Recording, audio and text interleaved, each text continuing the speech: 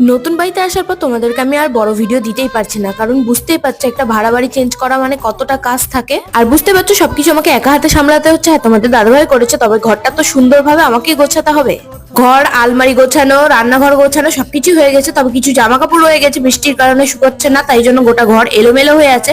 ঘরটা পরিপাটি করে গুছিয়ে নি, তারপর তোমাদের বড় ভিডিও খুব তাড়াতাড়ি চলে আসবে। আজকে দুজন মিলে একটু বাজারে যাচ্ছি। প্রথমে ডালের বড়া নিয়ে নিয়েছি, তারপরে নেল পালিশ নিতে এসেছি, একেবারে শেষ হয়ে গেছিল। আর আমার কানেরটাও না রং উঠে গিয়েছিল, সেই জন্য একটা কানের আর মালা নিয়ে নিয়েছি।